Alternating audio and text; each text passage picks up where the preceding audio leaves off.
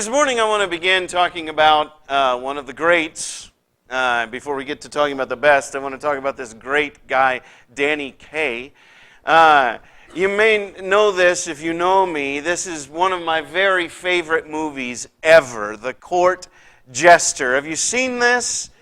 Isn't it great? It's got everything. It's got sword fights and hypnotizing witches and hilarity, lots and lots of hilarity. It is such a funny movie. One of my favorite scenes is where that suit of armor got electrocuted by a lightning bolt and now it's magnetized and everything metal is flying to stick to it. And meanwhile, he's got to joust this guy. He's not a knight. He's a jester. He's a fool. But he's got to fight with a knight because they elevated him because the queen, the princess wants to marry him. And now he's got to fight a real knight, and he's going toward it, and they're trying to save his life because Giacomo and so they put poison into one of the chalices before they drink the toast. So he won't have to fight him at all because the other guy's going to die because he's going to drink, and he's going to drink the pellet with the poison because the pellet with the poison's in the vessel with the pestle, and the chalice with the palace from the chalice as the brew, which is true. And he sits down on this bench trying to remember that because if he picks up the wrong cup, he's gonna die. And he's sitting there and he's saying, okay, the pellet with the poisons in the pleasely with the plazzle. And the flazzle with the fleazle is the pellet with the poisons and the chazzle with the pleasely. No, the pellet. I can't get through the scene. I laugh every time. I've seen it so many times, I still laugh because he is hilarious. And that's what you want from a fool, right? There are lots of different kinds of fools. Just about everybody this guy ever met is a fool. And he pities them, And then there's, an actual fool. A fool wasn't a comedian. He wasn't there to make the court laugh. He did that. He did that a lot so that he could keep his neck because he was the one who would have to say the thing that no one wanted to hear. That's what the fool was supposed to do.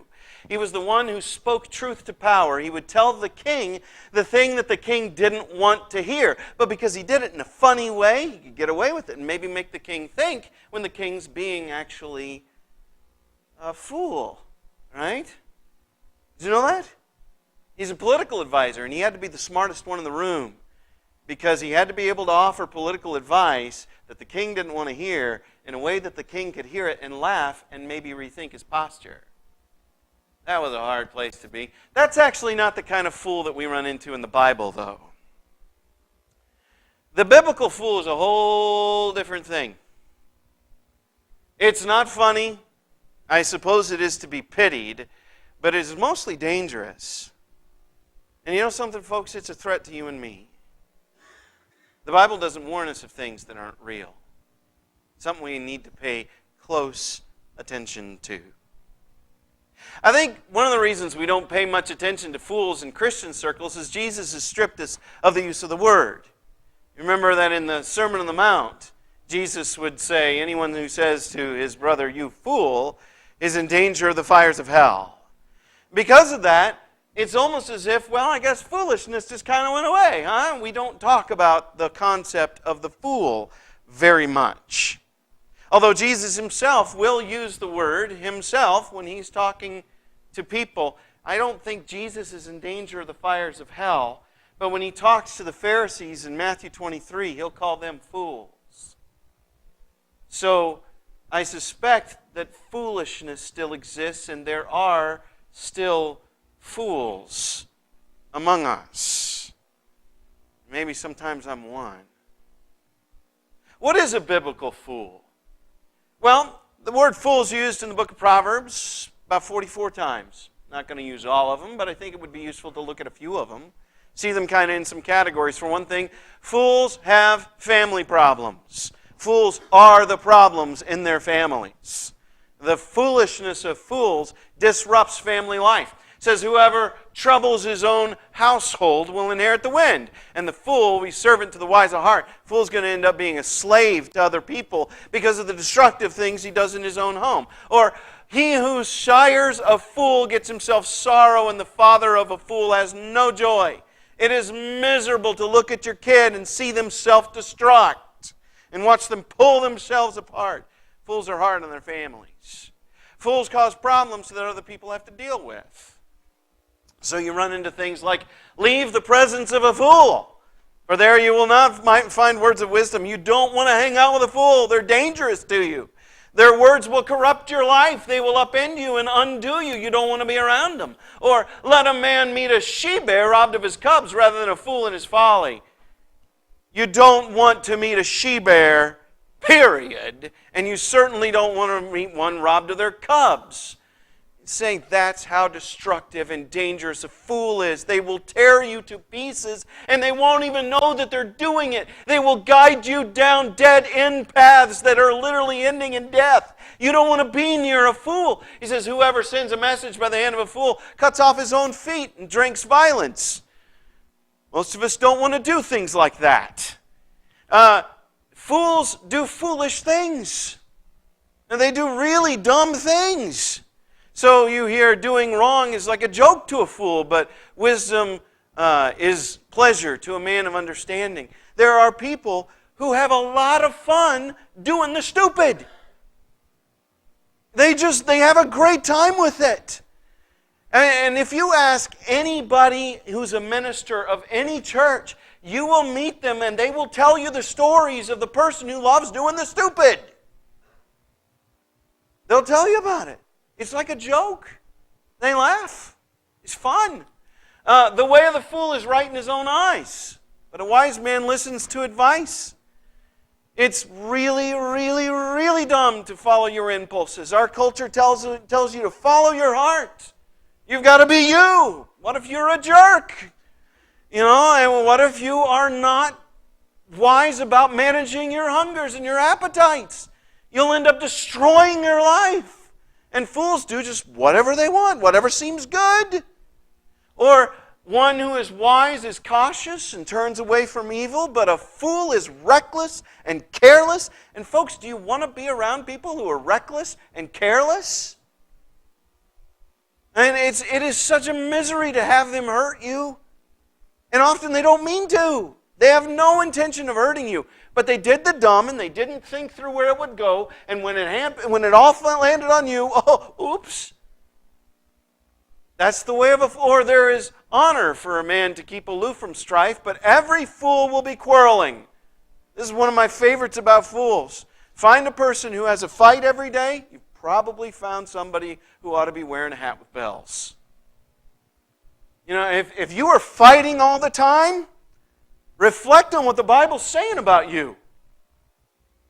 If you are a scrapper and a fighter and a mean person, hello, jingle jangle. Or the fool is defined by foolish speech. In the book of Proverbs, it says more about the things that a fool says than any other characteristic. Any other characteristic of the foolish things they say. Like in these two verses, both of them end with, but a babbling fool will come to ruin. The wise heart receive commandments, not the babbling fool. Whoever winks the eye causes trouble, not the babbling, but the babbling fool. He's going to come to ruin. They run their mouth and they just talk all the time. And every dumb thing that comes into their head comes out of their mouth. Or by the mouth of a fool comes a rod for his back, but the lips of the wise will preserve them. Fools just launch out and get into fights. And they say things that are dumb to people who have authority over them. They get beaten up for it. And you know what lesson they learn? Tuesday was bad. This is Wednesday. Let's see what dumb thing I can say today. Or the fool's lips walk right into a fight and his mouth invites a beating. Again, if your main way of experiencing your life, and especially if experiencing Christianity, is to be argumentative, do you hear what the Word just said? And if you're a scrapper and a fighter, then...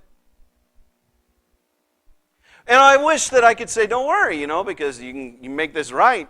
The next category, we'll get to that. A fool's mouth is his ruin, and his lips are a snare to his soul. The bad news is, fools are beyond help or guidance. At least that's what many of the Proverbs are going to say. And I suspect that they say it because none of us see ourselves as a fool, and it's good medicine to anybody who's got any hope at all. To hear, by the way, fools are beyond help, maybe you go, well, maybe I ought to seek some help. I don't want to be a fool. I don't want to be beyond the ability to help. Because you can hit a point in your life where you can't get fixed. You know, there are several scriptures in the New Testament about there is a point beyond which you're a mess and you're going to stay that way. These are in the Old Testament, this concept of the fool being beyond help and guidance. A rebuke goes deep into a man of understanding, but deeper into a man of understanding than 100 blows into a fool. You can't beat wisdom into a fool. You can't do it. Their hearts are defended against it with a callous that is deeper than their skin. Or like a dog that returns to his... That's just gross. Crush a fool in a mortar with a pestle along with crushed grain, yet his folly will not depart from him. You know, the image there is of grinding up wheat to make bread out of it, and you're just grinding it and grinding it. Put a fool in there and try to get the fool out of him. You can't do it. Fools are beyond help. I think this is my favorite. Do you see a man who's wise in his own eyes? There is more hope for a fool than for him. The fool sounds pretty hopeless. This is a fool, by the way, the person wise in their own eyes, whose hearts are not soft, are open, who think they know it all. They are quite sure of themselves. And they are quite certain that they are a guide to the lost. And quite certain that they can fix the broken. And quite certain that they can repair the wounded. They know it all. You can't talk to them. Their hearts are locked up. They refuse to think. They know everything, so they're willing to learn nothing. There's your biblical fool. This is a very dangerous place to be. And the Bible, as I already said, does not warn us about dangers that don't exist. The Bible warns us about this because it is a threat to anyone who seeks to follow God. Anyone who wants to follow God is in danger of this kind of foolishness. And it's something that we ought to be searching our heart for constantly. Because folks, aren't we all sometimes kind of the fool? May God preserve us that we should become trapped there and actually become a real, honest-to-goodness fool. Because it is a very real danger. And this is the thing to keep in mind about it. Fools would amend their lives if they could, but they don't realize they're fools. Most of the time, a biblical fool is pretty sure that they know what they're doing. They think they're right.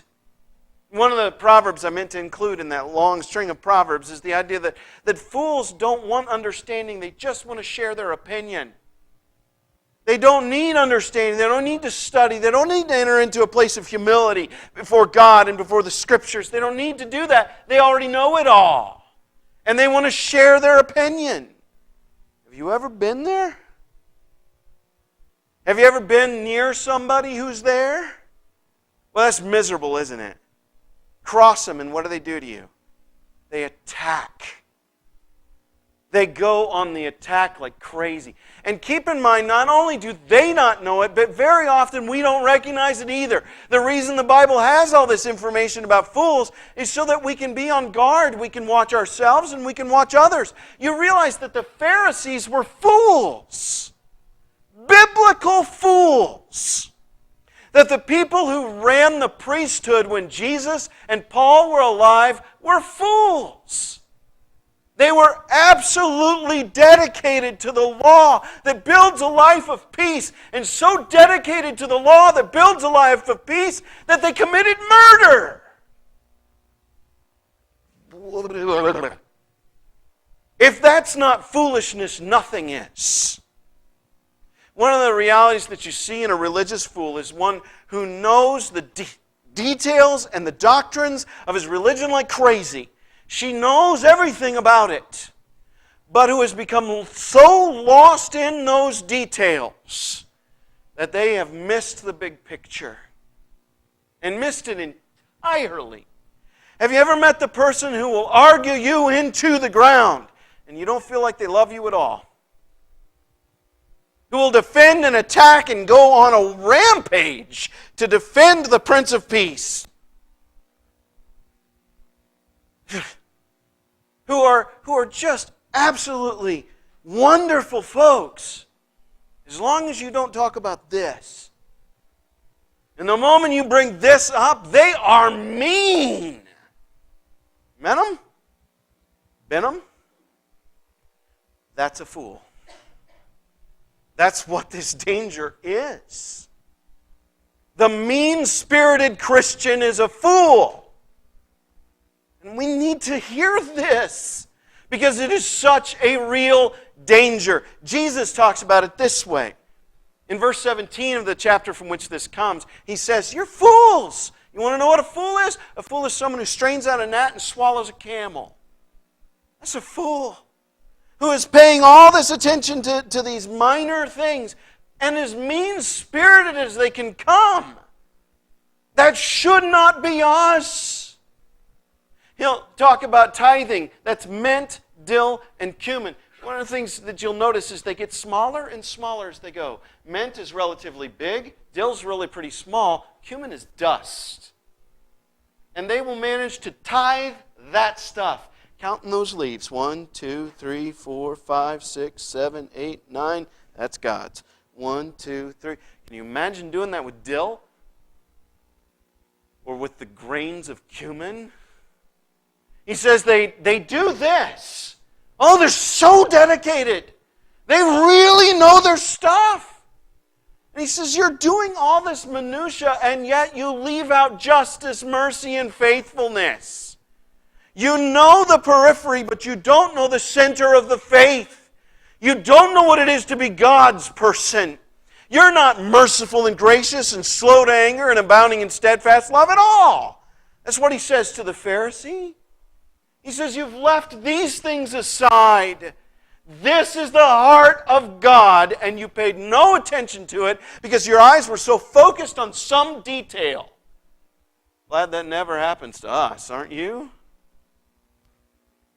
Where we become so focused on some detail of the faith that we lose sight of Jesus Christ, that we lose sight of the Prince of Peace and don't pay attention to Him, are not like Him, are not known for His love and kindness, but instead are known as the people who will argue you to death.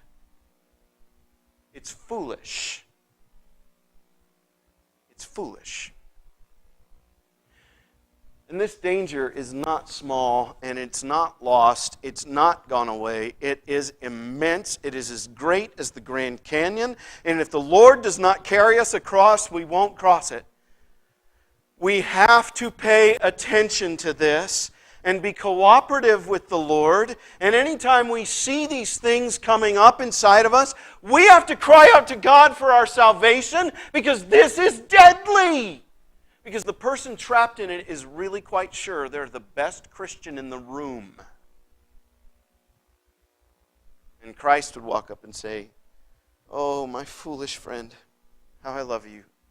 Come away. Come away from that. Come to me." Whenever you're willing to hurt someone in the name of Jesus, you are, at the very least, in the danger of profound foolishness. I'm going to say that again. If you're willing to hurt somebody in the name of Jesus, you're in danger of foolishness. And let me spring the trap on you. If you hear a charge like that and you feel a need to justify yourself, because no, I did this stuff and I said this stuff because I love them. Ask yourself why you feel the need to do that. Is it possible that the seeds of foolishness are in your heart? This is such a huge danger. It is so painful for you and those around you for you to experience foolishness. And you need to be delivered from it. Let's get into our scripture this morning for the last little bit of the sermon, the last 5 minutes or so. I think we can do this in 5. When we last left our hero, you recall Paul was in the temple and he was talking to people and the centurion was there and he starts speaking in Aramaic and the centurion has no idea what's going on. Suddenly the riot kicks back up again. He whisks him away. He throws him on the rack to beat him and he says, "You realize I'm a Roman citizen, right?" And he gets loose of that, but he still wants to know what's going on. He can't figure out what's happening. So he figures, well, let's go to the Supreme Court where Paul, he's a citizen of this court. Let's put him in front of that court. Let's see how that goes. So Paul, looking intently at the council, said, "Brothers, I have lived my life before God in all good conscience up to this day." Now, what is Paul doing there? He's beginning a defense speech. That is not the entirety of what Paul intended to say. That is the starting point before he explains to this group of people, let me tell you about the gospel. Let me tell you the understanding of Scripture and the events that have happened in this world that you should know about. You participated in them. Let me help you understand them. So he says, I'm not breaking the law. I am not a person who despises Moses. I just am well aware that Moses is fulfilled in the Christ. Let me talk to you about it. So I've been in front of God this whole time, and I've not done bad stuff. And the high priest Ananias commanded those who stood by him to strike him in the mouth. Punch this guy and shut him up. See, fools can't bear to hear what they disagree with. If they disagree with it this much, it rankles them. They get angry and they think about it for the whole week. And it just troubles them to their soul. I can't stand it. And if I've got the power to stop it, I'm gonna shut it down. That's what he's doing here. Then Paul said, God's going to strike you, you whitewashed wall. Now, where have you heard the term whitewashed wall that Paul might have heard? See, that's actually Matthew 23, the same passage we were looking at with the mint, dill, and cumin. He's calling him a fool. He's saying, you look great on the outside, buddy, but inside of you is dead men's bones. You are a mess in there. And he's revealing to the man who he is. This is actually Christian service to this guy. He's being very insulting, but he's not merely being insulting. He's being instructive. You just did violence. Inside of you is a corpse. Wake up. And are you sitting and judge according to the law? And yet, contrary to the law, it's against the law of Moses to do what he just did. He's like, you're accusing me of being a lawbreaker. I don't do it, but you just now did it. Wake up, man. And the people say, would you revile God's high priest? Are you going to say insulting things? Because that's against the law. And he says, I didn't realize he was the high priest for, and then he quotes Leviticus. And what's really interesting there is that there is no way you could not know that somebody's a high priest. Okay? Everything about where he sits, who sits around him, what clothes he's wearing, he's the most important guy in the room. He just used authority, he misused it, but he just used it to get him punched. Okay? So Paul knows who that guy is. What is he doing? He's saying, that guy didn't act like a high priest. He's pointing out the guy's foolishness. It's a rebuke. Here Paul is on trial for his life, but he has the Christian courage to stand before a fool and say, your foolishness doesn't get to operate unnoticed here. I'm calling it out. What you did was wrong, and I'm going to let you and everybody else know it. Now, I'm in your power, although he's not. There's a Roman centurion who's going to whisk him away standing behind him. But he'd be willing to be in their power. If they put him to death, he's cool with that. But he's not going to go down in foolishness without showing what it is. This is a Christian among fools. Now, when Paul perceived that one part of the Sadducees and the other part Pharisees, he cried out to the council, brothers, I'm a Pharisee, a son of Pharisees. It is with respect to the hope of the resurrection of the dead that I'm on trial. Now, what is he doing? Well, he knows their belief systems. and he knows that they're fools. And he knows that if you poke a fool in their belief system, and if you poke them in an important part, you can get them riled up. It's important to realize that if Paul had not known that he was dealing with fools, he wouldn't have done this. Because there is no legal argument here. He doesn't actually make any sort of defense in this defense speech. He just knows, I can tick them all off. And if I tick them off, they'll freak out with each other. And when they freak out with each other, then I'll get away. I mean, he's manipulated these people. And I would ask, how easy is it to make you really angry with a brief doctrinal statement with which you don't agree?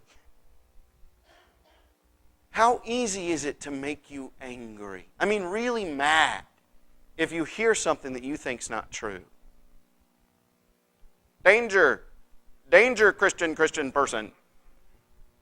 This is a warning sign. You may be a fool, because if it's easy to make you angry, are you following the Prince of Peace? Do you see the danger? Do you see the threat to your soul? The threat to who you are? Danger. So what does he do now? When he said this, the thing is, this legal ploy that's not really a legal ploy at all, it works beautifully. It works so well. When he said this, a dissension arose between the Pharisees and the Sadducees, and the assembly was divided. For the Pharisees say there's no resurrection or angels or spirit, but the Pharisees acknowledge them all. So he's got them going at each other. It's like you go to one of our big Christian lectureships and throw out the role of women. Boom! Oh no! And he knows he can tick them off easily, and they're all mad at each other. And a great clamor arose. These people who follow the Lord, the God merciful and gracious, slow to anger, and abounding in steadfast love. That people following that God are super ticked off from one sentence. That's not familiar at all. Some of the scribes and the Pharisees' party stood up and contended sharply, "We find nothing wrong with this man. What if a spirit or an angel spoke to him?" Realize these are the very people who were in charge when Jesus died. And the very people who were ready to kill him just a day or so ago in the temple. Well, there's nothing wrong with him. I mean, that's stupid. They're denying their own argument. They're fools. They're trapped in foolishness. I pity the fool. And when the dissension became violent, the tribune, afraid that Paul would be torn to pieces by them, commanded the soldiers go down and take him away from among them, and forced to bring him back to the barracks. And thus endeth the trial. And I would just say, Paul shows only limited respect to fools. Very often we are very tender with a fool.